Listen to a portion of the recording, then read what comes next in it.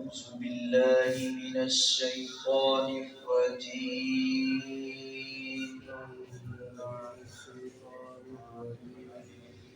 بسم الله الرحمن الرحيم.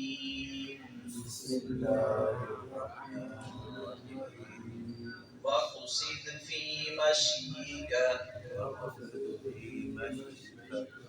واغضض من صوتك إن أنكر الأصوات لصوت الحمير. حضرت لقمان حکیم رحمہ اللہ نے جو اپنے بیٹے کو نصیحتیں فرمائی ہیں، ان نصیحتوں کا تذکرہ ہو رہا ہے۔ اس میں دنیا میں رہتے ہوئے چال چلن کیسا ہو اور زبان کا چلنا، قدم کا چلنا اور زبان کا چلنا، ان دو چیزوں کا تذکرہ اس آیت مبارکہ میں اللہ رب العزت نے کیا ہے کہ ایک تو چال میں میانہ روی ہونی چاہیے، اور دوسرا قدموں والی چال کے ساتھ، دوسرا زبان والی جو چال ہے نا، اس کے اندر بھی میانہ روی ہونی چاہیے۔ زبان چلتے ہوئے بھی میانہ روی، قدم چلاتے ہوئے بھی میانہ روی۔ یہ ضروری ہے کہ انسان جس دنیا میں رہ رہا ہے، بس رہا ہے، بالخصوص مسلمان کو، تو اللہ رب العزت نے کلام اللہ میں جگہ جگہ جہاں اللہ رب العزت نے عبادت، زہد کا، تقوی کا درس دیا ہے، وہاں معاملات اور چال چلن، یہ ساری چیزیں، اور نبی صلی اللہ علیہ وسلم کی سیرت طیبہ بھی ہمیں یہ کچھ سکھاتی ہے۔ گویا کہ اسلام نے ہمیں کسی موڑ پر ادھورا نہیں رہنے دیا۔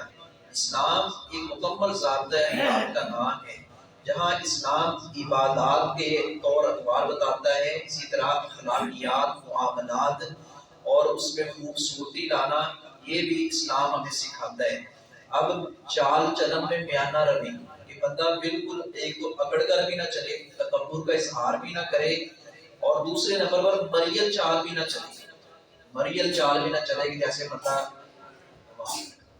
جیسے کوئی مسکین جا رہا ہے، جیسے کوئی فقیر جا رہا ہے، اور دیکھنے والا کہے دیکھو یار اس کو اللہ تعالیٰ نے کتنا نوازا ہے، یہ ڈرامے کر رہے ہیں، یہ مسکینی والا، محتاجگی والا، فقر و فاقے والا رنگ بنا کر چل رہا ہے، حالانکہ یہ تو اچھا خاصا ہے۔ اور یہ بھی نہ ہو کہ وہ فخر کرے کہ میرے پاس بڑا مال ہے، یا میرا اونچا منصب ہے، یا میری ایک اپنا بلے بلے ہے معاشرے میں، تکبر کا اظہار کرے۔ یہ دونوں چیزیں ناپسندیدہ ہیں۔ تو چال چلن میں میانہ روی جو ہے وہ اختیار کرنی چاہیے۔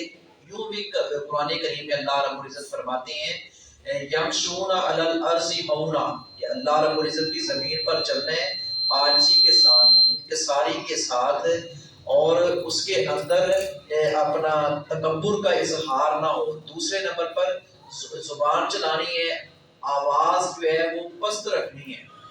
اونچی آواز میں بات کرنے کی بندے کو بسا اوقات ضرورت پڑ جاتی ہے، لیکن گلا نہیں پھاڑنا چاہیے، چیخو پکار نہیں کرنی چاہیے۔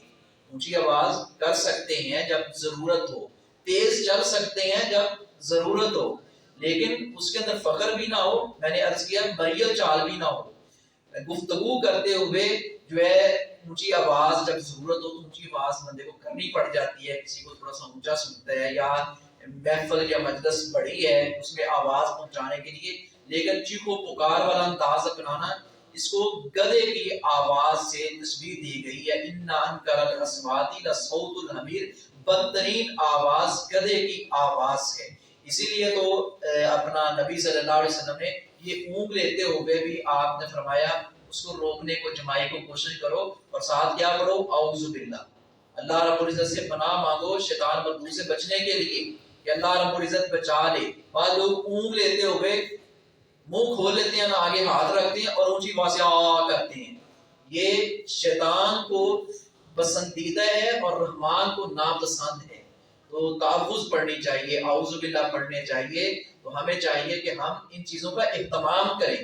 یہ وہ چیزیں ہیں جو مسلمان کی، انسان کی شخصیت میں نکھار پیدا کرتی ہیں۔ وقت صد، اور تم میانہ روی اختیار کر، فی مشی کا، اپنی چال میں، اپنی چال میں میانہ روی اختیار کرو، بغض، اور تو پست رکھ، نیچا رکھ، من صوتی کا اپنی آواز کو، انّا بلا شبہ انکر الاصواتی بدترین، الاصواتی آوازوں میں سے، صوت کی جمع اصوات، بلا شبہ بدترین آوازوں میں سے، لصوت البتہ آواز ہے، الحمیر گدھے کی، جتنی بھی بدترین آوازیں ہیں ان میں سب سے بڑھ کر گدھے کی آواز جو ہے وہ بدترین ہے۔ تو یہ چیخو پکار والا انداز اس کو ناپسند کیا گیا ہے، چال چلن میں بھی میانہ روی ہو، آواز میں، گفتگو میں بھی میانہ روی ہو، اور اسلام میانہ روی کا ہمیں جگہ جگہ پر درس دیتا ہے۔